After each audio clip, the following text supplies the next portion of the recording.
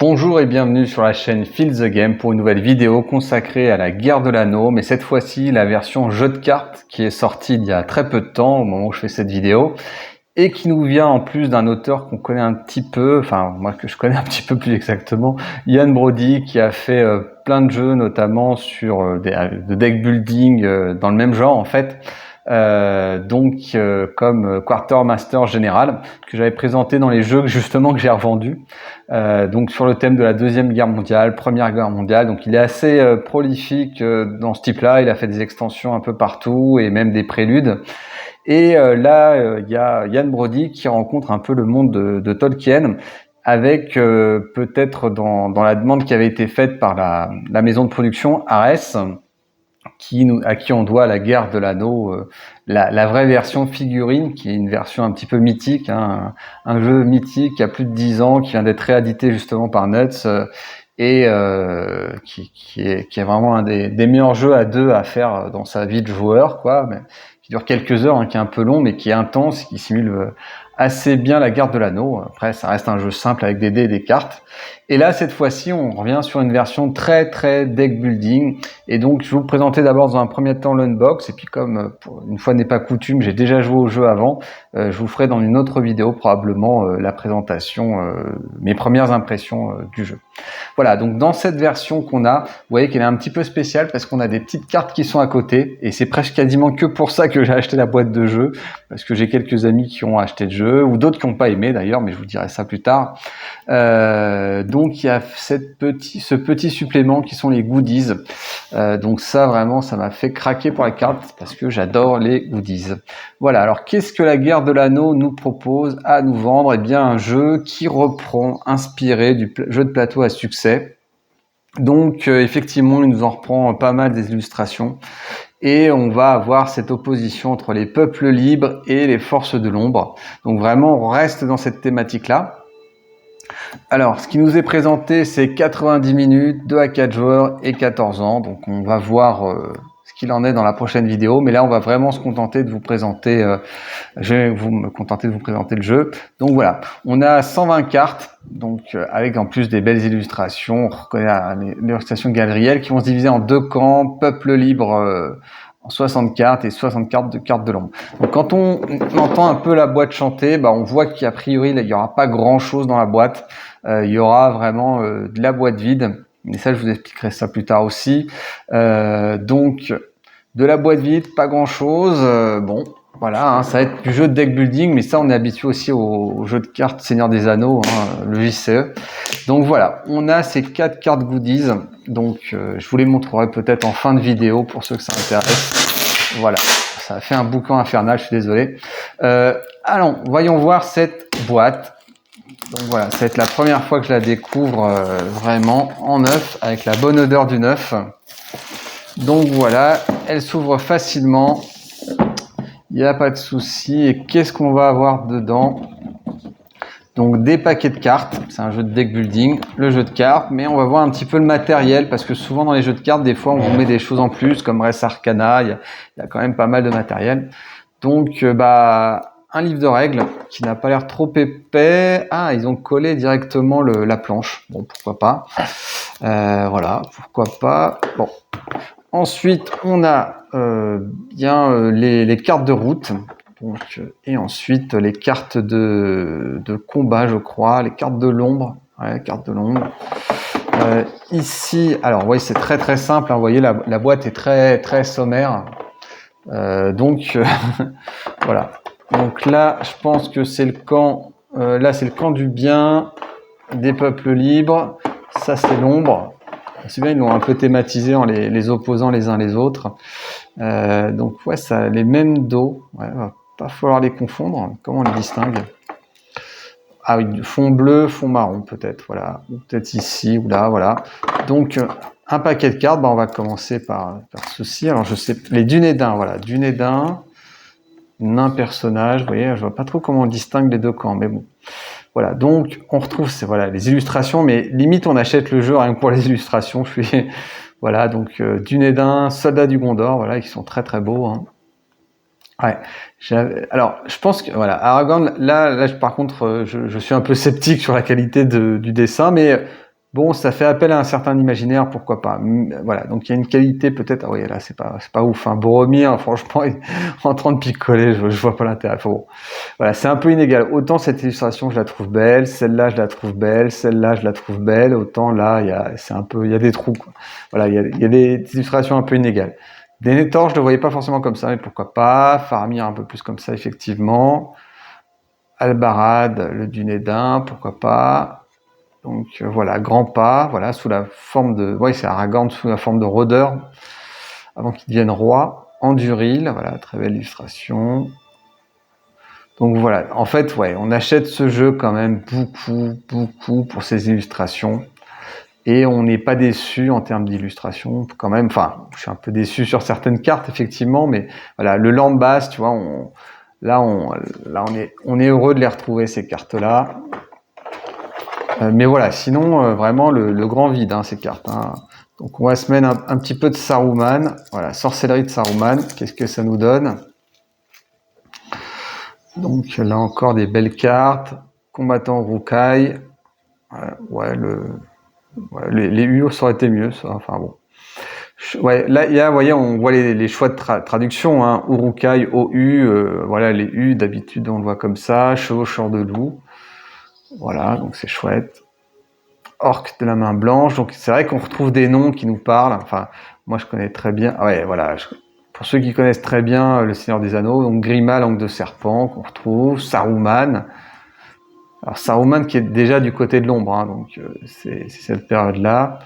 Ougluk, le palantir d'Ortank, voilà, belle illustration, ténébreuse, le bâton de Saruman, le gros bâton de Saruman, pourquoi pas, sa petite robe qui va avec, voilà, donc vraiment gobelin des monts brumeux, donc voilà, c'est Saruman visiblement qui ramène un petit peu les êtres des Galgal, voilà, les troupes hein, pour affronter les peuples libres, donc ouais, c'est assez chouette, Moumakil de Harad, régulière des Haradrim. Donc voilà, on retrouve les Haradrim, on retrouve les gobelins, on retrouve les Urukai.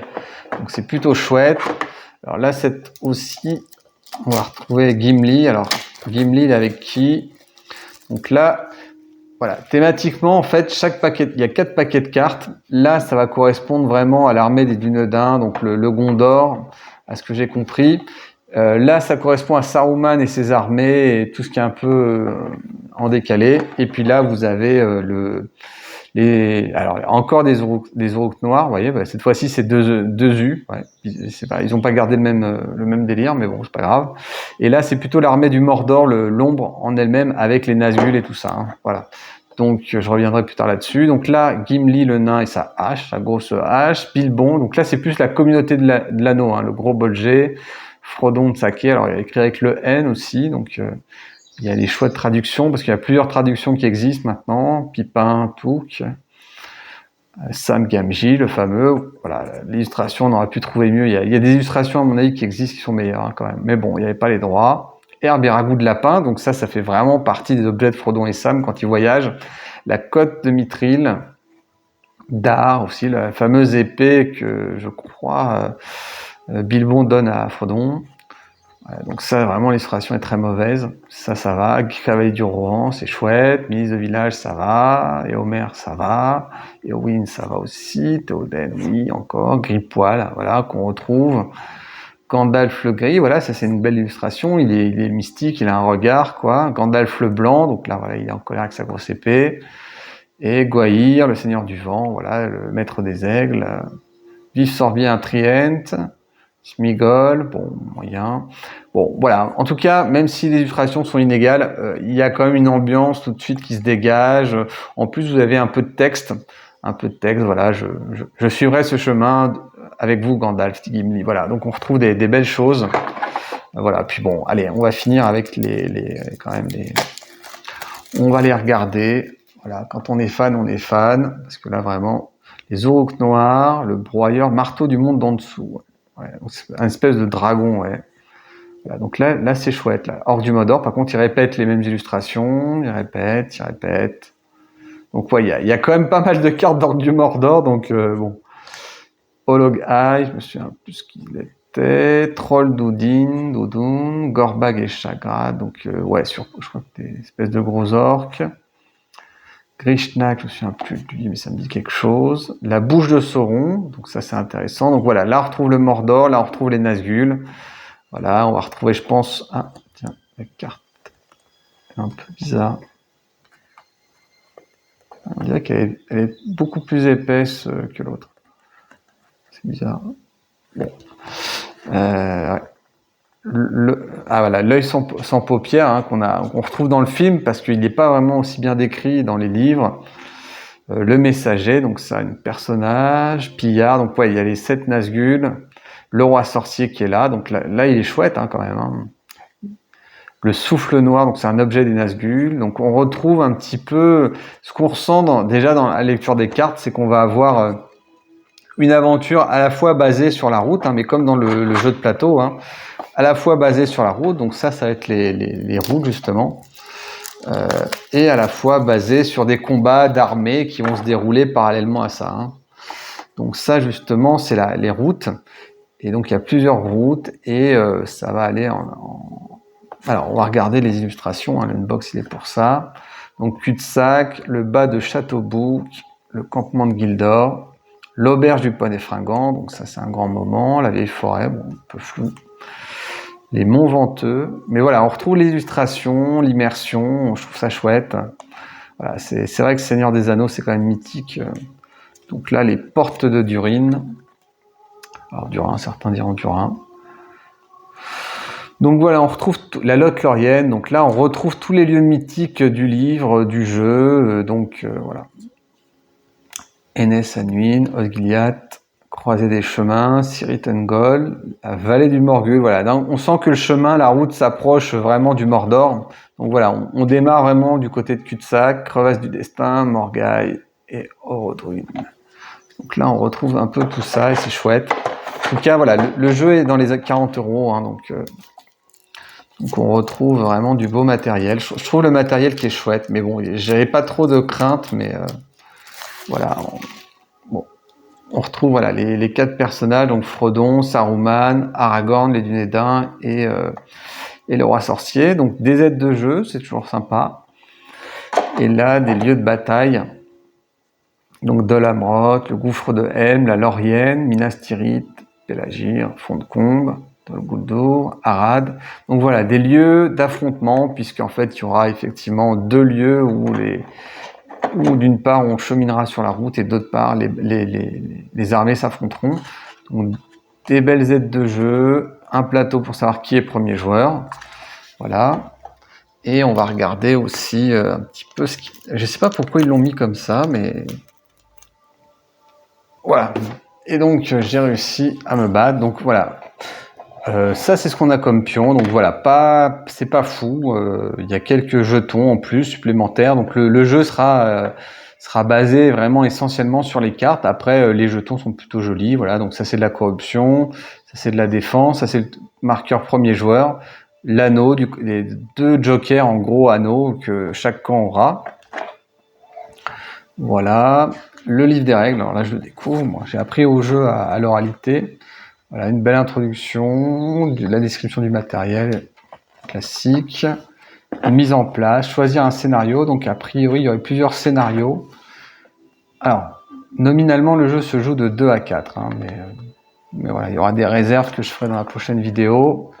Carte de lieu, carte de faction, donc on les explique un petit peu ce que c'est, la manche de jeu, activer les champs de bataille, activer les routes, résoudre les combats, comment on joue les cartes et les objets, procédure de jeu, abandonner, donc peut-être un glossaire ici, ok, phase de combat, exemple de combat, donc c'est plutôt bien illustré, il y a plutôt des exemples, combat du champ de bataille, exemple de combat de champ de bataille, ok. Calcul du score, champ de bataille. Ouais, d'accord. Champ de bataille. Exemple de calcul du score, peuple libre. Alors, scénario. Qu'est-ce qu'on a comme scénario? Alors, plusieurs scénarios sont proposés afin de vous faire vivre les expériences variées. Alors, le duel pour 2 joueurs. Le duel pour 3 joueurs est une variante jouable à 3 joueurs. La communauté de l'anneau propose une partie courte pour 2 joueurs, parfaite pour apprendre le jeu à des nouveaux joueurs sur un temps limité, ou la trilogie, 2 équipes de 2 joueurs. Voilà. Alors, duel pour 3 joueurs. Chaque joueur de l'ombre pioche 7 cartes et en défausse 2. Ok, donc scénario court pour 2 joueurs qui suit le chemin de la trilogie. Donc là, voilà, oui, un peu un scénario peut-être d'initiation avec, voilà, où on suit vraiment plus court, un glossaire. Bon, voilà, des cartes. Alors, ça fait une 20aine de pages, donc c'est pas écrit super gros, même plutôt petit, mais bon, ça va. Il y a pas mal d'illustrations, donc ça c'est pas mal. Enfin, plutôt pas mal d'exemples, je veux dire. Donc ça c'est bien. Alors, est-ce qu'ils seront pertinents? Voilà, enfin chaque chose est bien décrite visiblement avec des numéros, donc bon, jouer dans la zone de réserve, donc avoir à l'usage, en tout cas, voilà, une boîte finalement assez grande, anormalement grande pour le contenu, mais voilà, pour vous dire, normalement c'est parce qu'il va y avoir des extensions qui sont déjà programmées, mais bon ça. C'est un peu comme les suites de films, on propose une trilogie, puis finalement il n'y en aura qu'un, donc ça dépendra certainement de comment fonctionnera le jeu, mais j'espère qu'il y aura une suite où visiblement ils proposeront, je dirais, un mode de jeu solo et un mode coop, à ce que j'ai lu. Hein. Et enfin, en dernier bonus, je vous propose de découvrir les goodies. Voilà, les goodies. Voilà, les goodies, en sachant qu'effectivement, ils étaient... je crois que c'était pour le lancement du jeu hein, qu'ils les avaient programmés. Alors peut-être qu'ils reviendront sous forme de mini-extension plus tard, mais bon, pour le lancement du jeu, souvent ils lancent des goodies avec. Et je crois qu'en fait, ils viennent en substitution d'éventuellement de certaines cartes. Il faudrait que je vérifie comment ça marche. En tout cas, il n'y a pas de livret comment l'utiliser, parce que je pense pas qu'on mette une carte comme ça, point barre, ou peut-être qu'on augmente de une carte. Ça changerait la dynamique du jeu, objectivement. Donc, elles sont au nombre de 4. Donc, du côté de Dundin, on a Yorette. Donc, après un combat sur un champ de bataille impliquant la carte, vous pouvez la défausser, ainsi qu'un autre personnage des peuples libres, sauf un magicien engagé dans les combats au lieu de l'éliminer. Donc, de la défense, un personnage, Dundin.